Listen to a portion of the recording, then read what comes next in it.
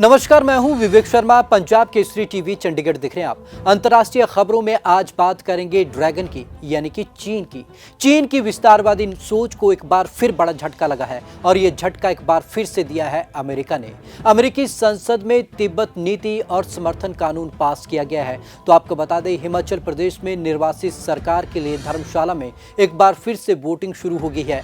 आखिरकार चीन इस बात को लेकर क्यों तिलमिला गया है और चीन को इससे क्या दिक्कत है, चलिए आपको एक खास रिपोर्ट दिखाते हैं।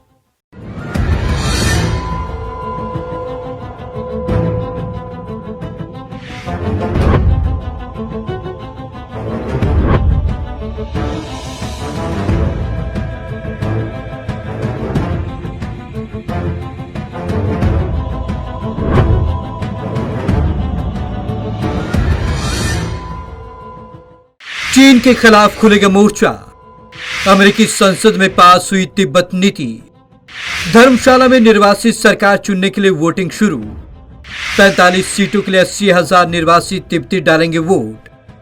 चीन को सताने लगा अस्थिरता का डर। चीन की विस्तारवादी नीति को बड़ा झटका लग सकता है। शनिवार को ही अमेरिकी संसद में तिब्बत नीति और समर्थन कानून पास हुआ और अब रविवार से हिमाचल प्रदेश के धर्मशाला में निर्वासित सरकार के नेता चुनने की प्रक्रिया शुरू हो गई। इसके लिए वैश्विक प्रेक्षक भी तैनात किए गए हैं। चीन को सता रहा अस्थिरता का डर।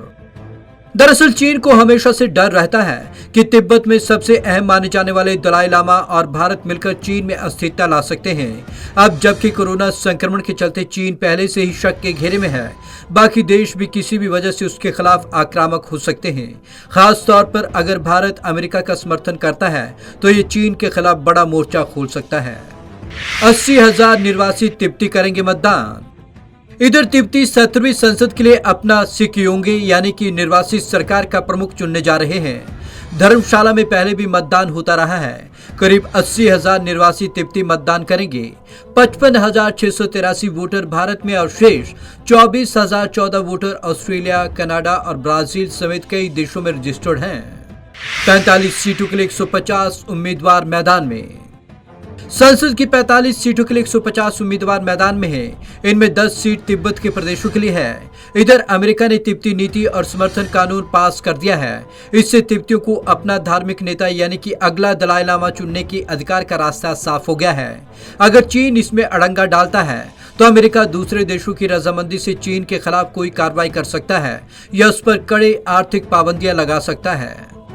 धर्मशाला में है तिब्बत की निर्वासित संसद का मुख्यालय। तिब्बत में निर्वासित संसद का मुख्यालय हिमाचल के धर्मशाला में है।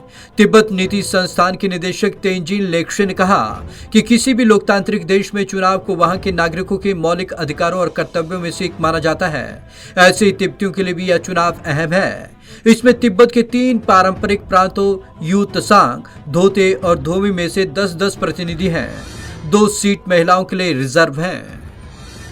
तो चीन को सबसे बड़ा डर यह है कि भारत और दलाई लामा मिलकर चीन के खिलाफ कुछ न कुछ नया कर सकते हैं। इससे चीन लगातार डरा हुआ है। हालांकि कोरोना की वैश्विक महामारी को लेकर चीन पर लगातार तमाम देश उंगली करेरे हुए हैं। उसको ये भी डर है कि अगर वो कोई भी रिएक्शन देता है तो उसके भी उसे गंभीर परिणाम भुगतने होंगे। चीन इस समय उस स्थिति में नहीं है ऐसा जैसे वो पहले था, तो लगातार चीन डर भी रहा है और लगातार आपत्ति भी जता रहा है। तो चीन के लिए स्थिति कहीं ना कहीं गंभीर है। तो आज की इस खास रिपोर्ट में बस इतना ही। विवेक शर्मा को दीजिए इजाजत। नमस्कार।